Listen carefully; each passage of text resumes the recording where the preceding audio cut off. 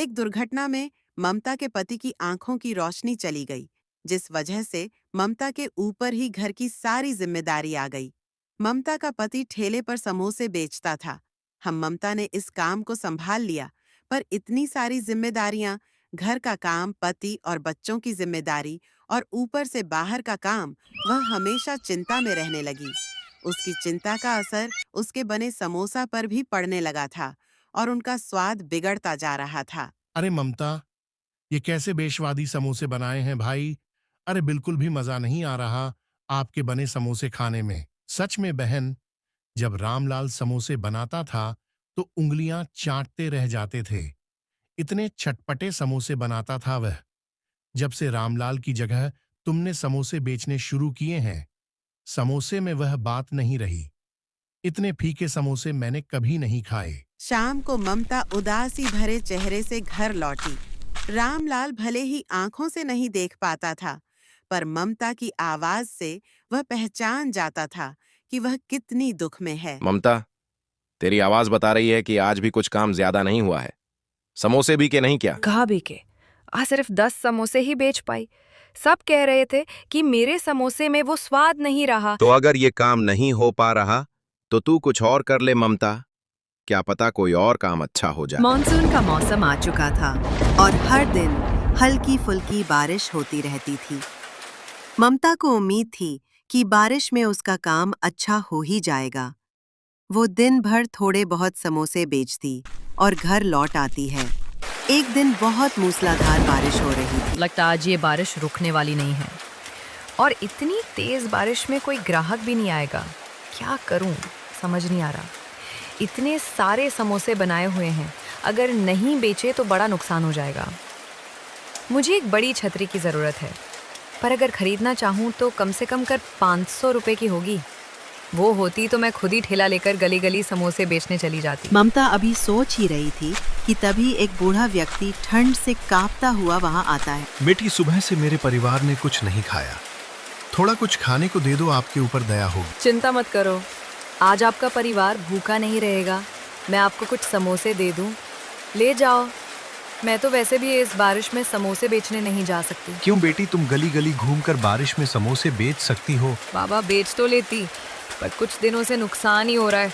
मुनाफा बिल्कुल भी नहीं है। अगर थोड़ी कमाई हो जाती तो कुछ ढकने का ले आती। आज भी सारे समोसे बारिश के पानी में गीले हो रहे हैं, कुछ ढकने का ही नहीं है। एक काम करो बेटी, तुम ये बोरी रख लो, थोड़ी बहुत फटी हुई है, अगर तुम्हारे काम आ जाए तो। बाबा जी, अगर ये बोरी आप मुझे दे दोगे तो तुम क्या लोगे? तुम भीग जाओगे। ये एक बोरी ही तो तुम्हें बारिश से बचा रही है। बेटी, इस बोरी की जरूरत मुझसे ज्यादा तुम्हें है। मैं जानता हूँ तुम्हारे पास छतरी नहीं है और तुम समोसे बेचने नहीं जा पा रही हो। अगर तुमने मुझ गरीब को भोजन दिया तो तुम इस बोरी को मेरा आशीर्वाद समझ के रख लो बेटी। ये बोरी तुम्हारे बहुत काम आएगी। शुक्रिया बाबा जी, आपने ये बोरी देकर मेरी परेशानी कम कर दी। ममता को बोरी देकर वो बूढ़ा व्यक्ति मूसलाधार बारिश में ओझल हो गए। बोरी में थोड़े छेद हैं, पर इस मूसलाधार बारिश में कुछ तो काम आ ही जाएगी।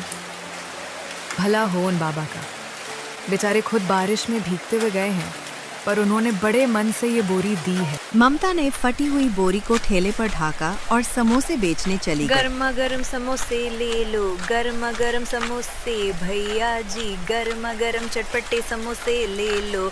बारिश का मौसम है, समोसे खाने का अलग ही मजा आ जाएगा। अरे ये ममता समोसे वाली है, इसके समोसे में बिल्कुल भी स्वाद नहीं आता। चलो कोई बात नहीं, आज खाकर देख लेते हैं बारिश में, क्या पता स्वाद आ भी जाए। अरे समोसे वाली, एक एक समोसा खिला। ममता वहाँ खड़े कुछ लोगों को समोसे खिलाती है। अरे वाह वाह ममता, क्या समोसे हैं ममता। आज तो तेरे समोसे में कुछ अलग ही स्वाद है। आहा, क्या चटपटे समोसे हैं। वाह वाह, इतने अच्छे समोसे तो मैंने किसी समोसे वाले से नहीं खाए भाई। देखते ही देखते ममता के पास लोगों की भीड़ लग गई। 7 समोसे मेरे लिए भी पैक ममता कर देना। ये देखकर हैरान थी। ए खुदा, तेरा लाख लाख शुक्र है, आज तो मेरे सारे समोसे बिक गए। उस दिन ममता बहुत खुश थी। घर जाकर उसने सबके लिए बहुत अच्छे अच्छे पूरी पकवान बनाए। साथ ही ममता की सुकून भरी आवाज नेत्रहीन रामलाल के मन को खुशी दे रही थी। ममता, लग रहा है आज बिक्री अच्छी हुई है। तभी तेरी आवाज में खुशी झलक रही है। क्या कहूँ जी, बात ही कुछ ऐसी है। आप सुनेंगे तो आपको भी बहुत खुशी होगी। आपको पता है, आज तो चमत्कार हो गया। आज मैंने सारे समोसे बेच दिए। क्या सच? अरे ये तो चमत्कार हो गया। ये तो सचमुच चमत्कार हो गया। कहाँ तुम सिर्फ 5 या 6 समोसे बेचा करती थी। आप ठीक कह रहे हैं। अब से मैं ऐसा ही करूंगी। बहुत तसल्ली से समोसे बनाया करूंगी और गली गली घूमकर बेचे करूंगी। ममता अब रोज ही ज्यादा समोसे बनाकर बेचने के लिए निकल जाती थी, तो दिन पर दिन उसकी बिक्री बढ़ने लगी। धीरे धीरे ममता के समोसे सबको पसंद आने लगे और ज्यादा से ज्यादा लोग खाने लगे। ममता के पास अब पैसों की भी कोई कमी नहीं थी। एक दिन ममता ठेला को ढकने के लिए एक बड़ी छतरी खरीद लाई। उसने वो पुरानी बोरी को हटाकर नई छतरी लगा ली और समोसे बेचने निकल पड़ी। रास्ते में उसे ग्राहक मिले, पर उस दिन किसी ने भी समोसे की तारीफ नहीं की, बल्कि बुराई। अरे कितने घटिया समोसे हैं, बिल्कुल बेस्वादी। ये पहले जैसे समोसे नहीं हैं। बारिश के पानी में भीगे गिले समोसे हैं। बारिश में भीगे गिले समोसे खिलाकर बीमार करना चाहती है। मैंने तो छतरी भी लगा ली, फिर भी समोसे इतने गिले कैसे हो गए? अब क्या करूं? आज समोसे किसी को पसंद नहीं आए, बहुत नुकसान हो जाए। उस दिन सभी ग्राहकों ने ममता के सारे समोसे वापस कर दिए। फिर ममता उदास मन से घर आ जाती है। कुछ दिनों तक ऐसे ही चलता रहा। ममता के समोसे की फिर से कम बिक्री होने लगी। ममता इस बात को बिल्कुल भी नहीं समझ पा रही थी।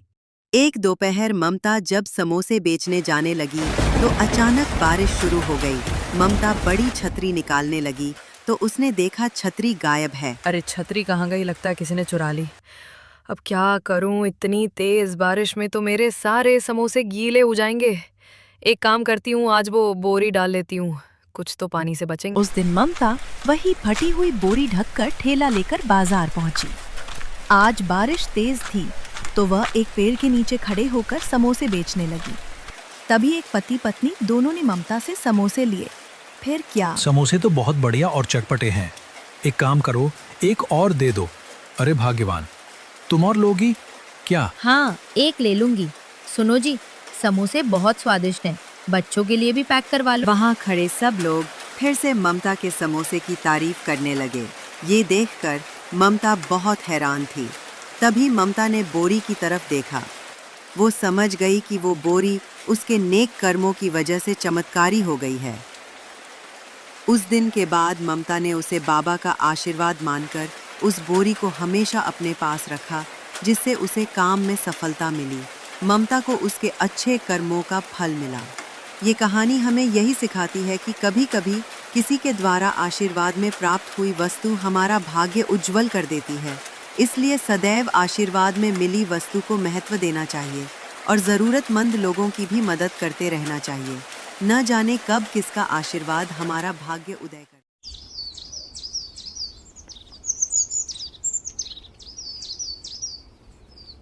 ये क्या माँ? तुमने तो कहा था कि मैं आज तुम्हारे लिए समोसे बनाऊंगी, लेकिन ये क्या? ये तो दलिया है। कहा तो था, पर बेटा आज नहीं बना पाई। बस थोड़े दिन ठहर जा। जैसे ही काम से एक दिन की भी छुट्टी मिलेगी, मैं तेरे लिए बना दूंगी समोसे, ठीक है? माँ, ये क्या बात हुई? आज मेरा जन्मदिन है। मैंने सोचा था कि आज मजे से तुम्हारे हाथों के बने समोसे खाऊंगा, लेकिन मेरी तो किस्मत ही खराब है। अपने जन्मदिन पर भी मैं अपने मन की चीज नहीं खा सकता। ओहो, कितना गुस्सा करता है तू।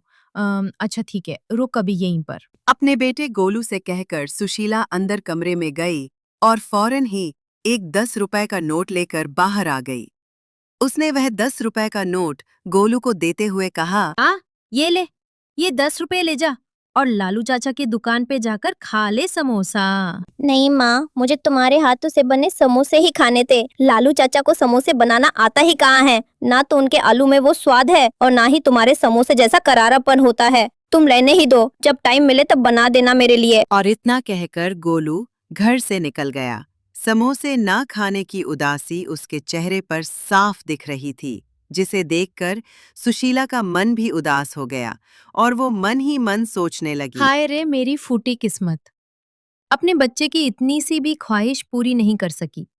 नहीं, मैं गोलू को उसके जन्मदिन पर ऐसे उदास नहीं रहने दूंगी। मैं बनाऊंगी उसके लिए मनपसंद समोसे। लेकिन काम पर भी तो जाना है। तो क्या हुआ, रोज तो टाइम सही जाती हूँ, एक दिन थोड़ा देर से चली जाऊंगी तो कौन सा आसमान टूट पड़ेगा। वैसे मालकिन बातें तो सुनाएगी, लेकिन कोई बात नहीं, मैं सुन लूंगी।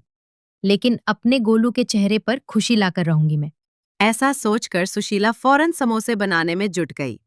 पहले वो बाजार जाकर समोसे बनाने का सामान लाई, फिर उसने फटाफट गर्मा गर्म समोसे बनाकर तैयार कर दिए। कुछ ही देर में गोलू घर वापस आ गया और अपनी माँ सुशीला से बोला, अरे माँ, तुम काम पे नहीं गई अब तक? और ये खुशबू, ये तो, अरे माँ, तुमने समोसे बना दिया क्या? हाँ, बना दिए। आजा, हाथ धो ले और फटाफट आके खा ले। सुशीला की बात सुनते ही गोलू फटाफट हाथ धोकर समोसा खाने के लिए बैठ गया।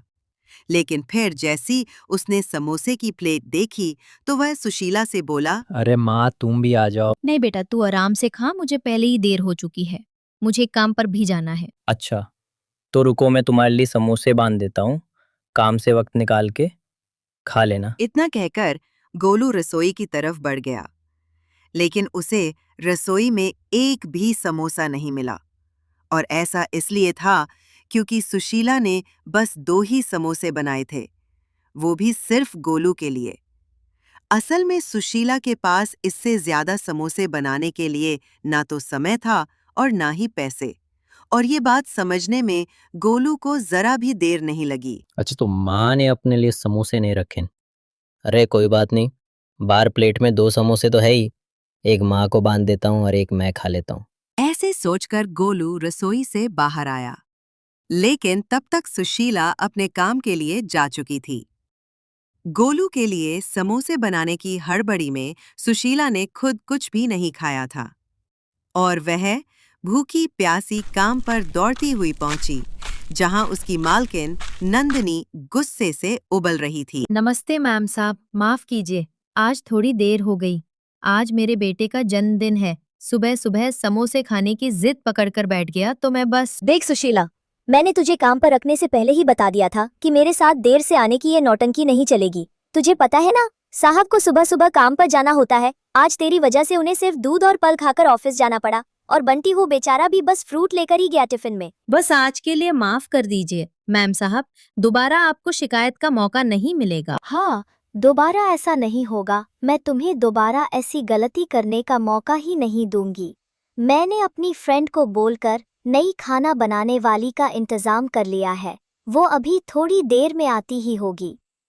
एक बार उससे बात फाइनल हो जाए फिर तुम्हें काम पर आने की कोई जरूरत नहीं है। नहीं नहीं मेम साहब, ऐसा मत कीजिए, मेरी हालत तो आप जानती ही है, मेरे पति नहीं है, बस यही काम है जिसके सहारे में अपने बच्चे को पाल रही हूँ। अगर ये काम भी छूट गया तो मुसीबत हो जाएगी मैम साहब। रहने दे, तुम छोटे लोगों के ये सारे हथकंडे ना मैं अच्छे से जानती हूँ। वैसे तो बड़ा गरीब होने का नाटक करती है, लेकिन अपने बेटे की इच्छा पूरी करने के लिए खूब पैसे हैं तेरे पास।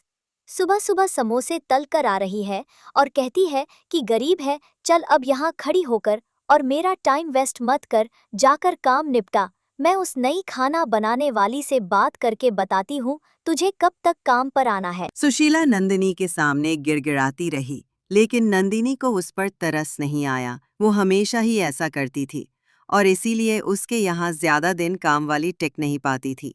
काम निपटाकर सुशीला घर वापस आ गई, जहाँ गोलू उसका बेसब्री से इंतजार कर रहा था। माँ, तुम आ गई? तुम्हें कुछ खाया तो नहीं होगा ना?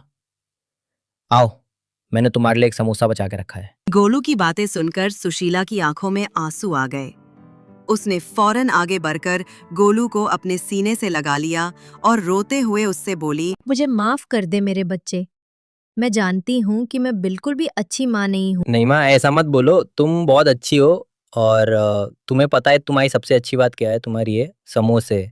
हाँ माँ, सच में। और इस बार जो चटनियाँ बनाई थी तुमने, वाह, मजा आ गया था माँ, बिल्कुल चाट सी बन गई थी।